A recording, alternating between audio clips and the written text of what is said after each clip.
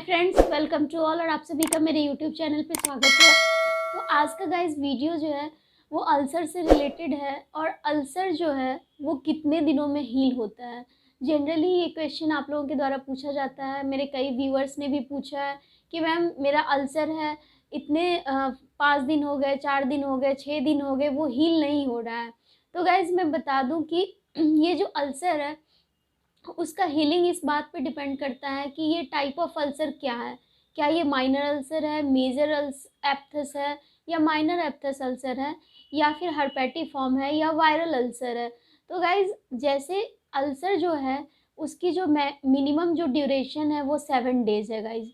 किसी भी तरह का अल्सर है तो उसमें क्या होता है, जैसे कि हमारे स्किन है और स्किन के ऊपर स्किन की जो ये लेयर, ऊपरी लेयर होती है वो एपिडर्मिस होती है और नीचे जो होता है वो डर्मिस होता है।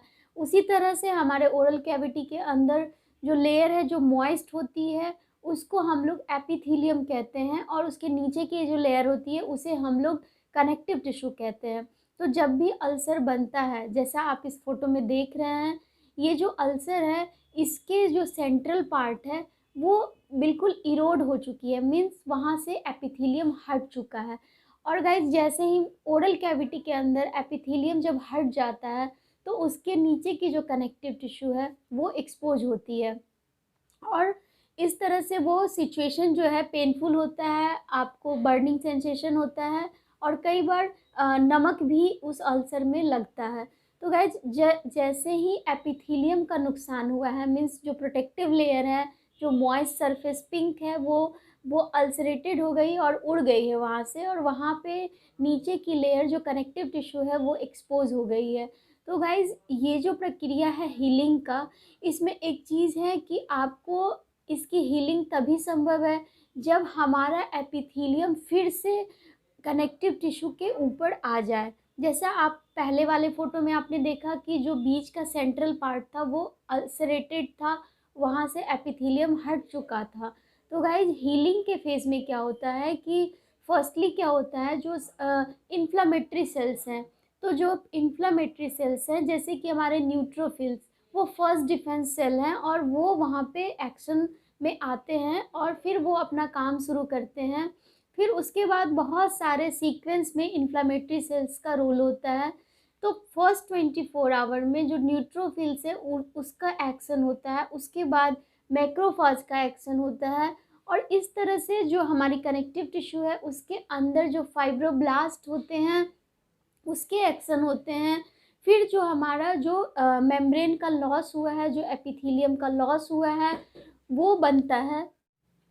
तो गाइज जैसे ही एपिथेलियम बनता है, इस ये जो एपिथेलियम है इसके बनने के पहले क्या होता है कि जो जो रेडिन पार्ट था, जो रेडिस था सेंट्रल पार्ट, वहाँ पे जो है एक कवरिंग बनती है जिसको हम लोग कहते हैं फाइब्रोप्यूरुलेंट मटेरियल की कवरिंग।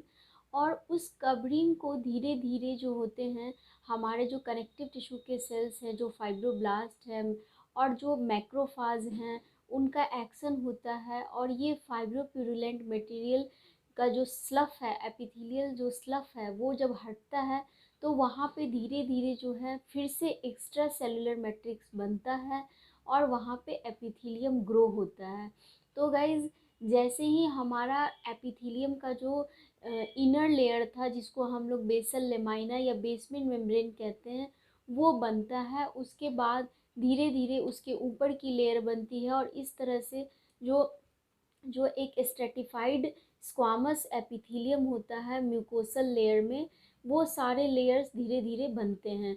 तो ये जो बनता है गाइज, यहाँ पे जो हमारा जो कोलेजन होता है वो रिप्लेस होता है और ये टाइप 1 कोलेजन रहता है।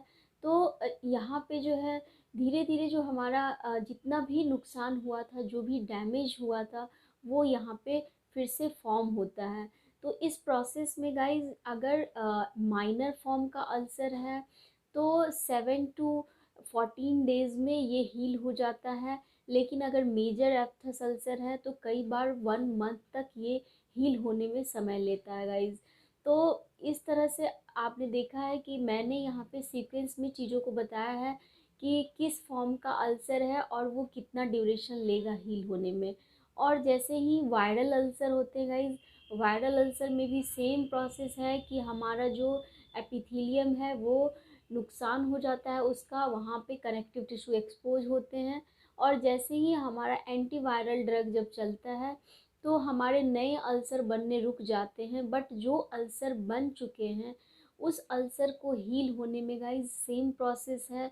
ये सारा जो प्रोसेस है वो सभी ऑलमोस्ट एक ही है, बस ड्यूरेशन का अंतर है कि जो अल्सर ज़्यादा डीपर होते हैं उनके हीलिंग उतने डिलेड होते हैं।